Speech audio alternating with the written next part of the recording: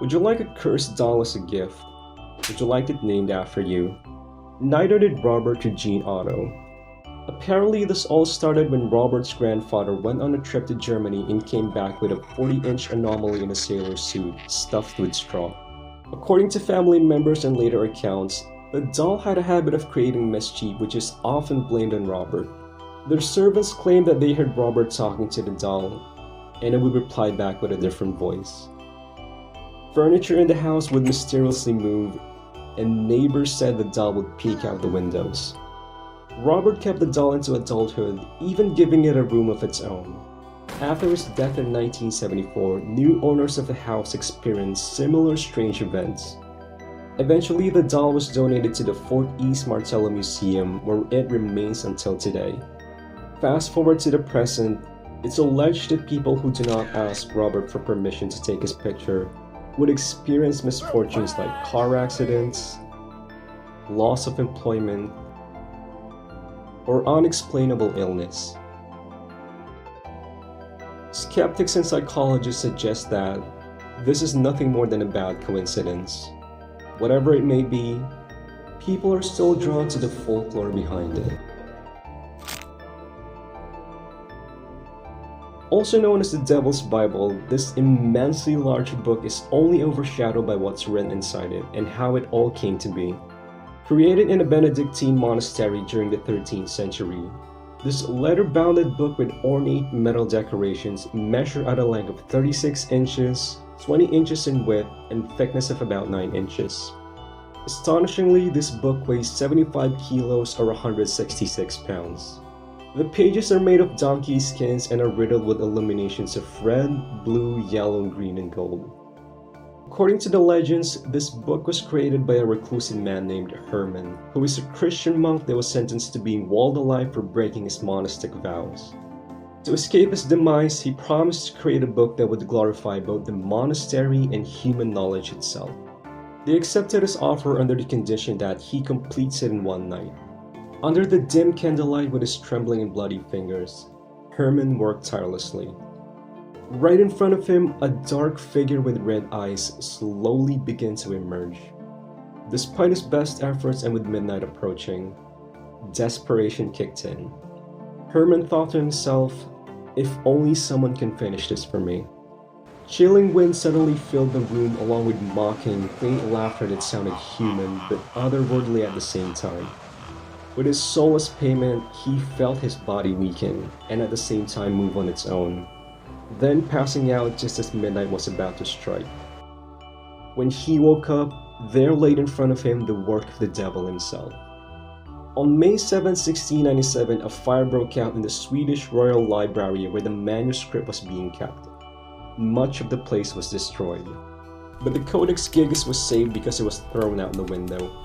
According to the words of a Vicar named Johan Erikssons, the book landed on a bystander on its way down, severely injuring them. Fast forward to the present, it's kept in a secured climate-controlled display case in Stockholm. To this day, stories from night shift security guards who are given the unfortunate task of protecting the book would sometimes hear a voice coming from the manuscript. Some say that if you stare at it long enough, you can still hear Herman's soul, begging for freedom. It's said that his cursed chair came to be thanks to a murderer named Thomas Busby. Before his execution via hanging in 1702, Mr. Thomas was never the most upstanding individual. He's described as a counterfeiter, a well-known thief, and an alcoholic menace to society. On his last day before he was hanged to death while slumped on his favorite chair, he swore on his liquor-filled bread that death would claim anyone who dared sat on his wooden throne.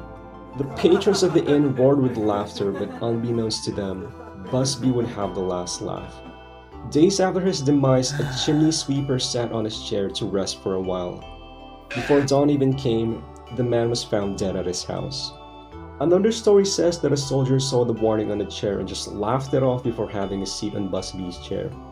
A week later, people found out that the same soldier who mocked the curse died in a training accident.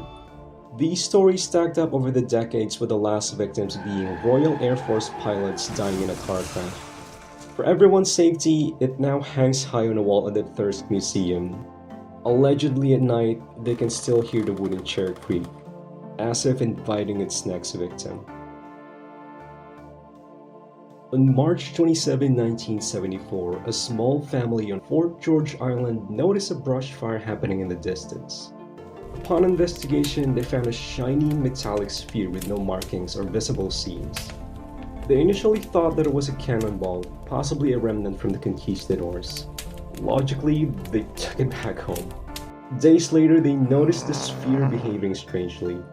When set on a table, it would roll from one end but abruptly stop on the edge.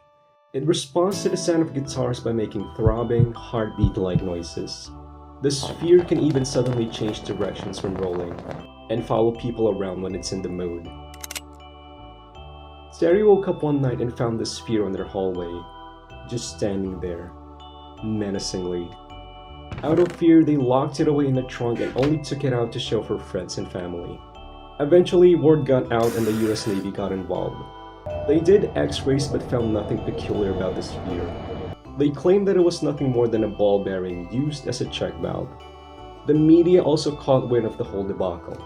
Allegedly, they interviewed an artist named James Darling Jones, who claimed that he collects scrap metal for his sculptures. And one of those scrap happens to be the sphere which fell off of his Volkswagen bus. Eventually, the Navy returned the sphere to the Betts family and laughed at their quote-unquote family shared hysteria. The sphere was never the same. It felt heavier, no longer making sounds, no longer rolling on its own.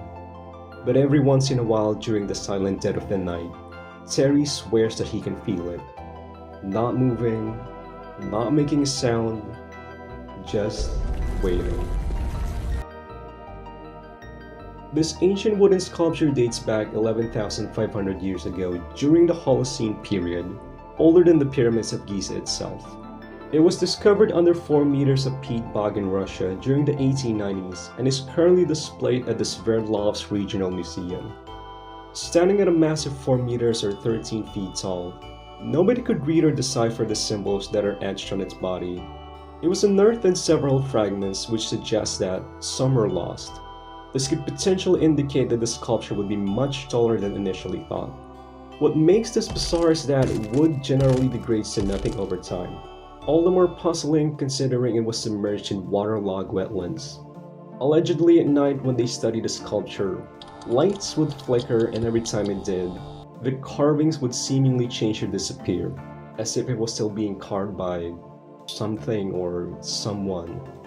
Security cameras catch nothing, but the guards reported having the same dream. A tall wooden figure standing in the middle of a swamp with its mouth wide open, as if it was screaming. But it made no sound.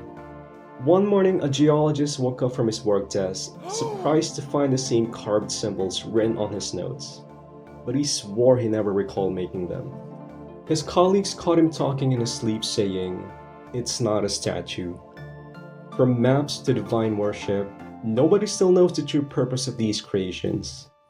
Days later, there were reports that the swamp where the carvings came from started to bubble, as if something ancient was waking up and is now furious that something was taken from it. I work hard for these videos, so if you liked it, please consider subscribing. It's gonna help your boy out a lot. There's a few more videos that came before this, so give that a watch too, and until then, stay tuned.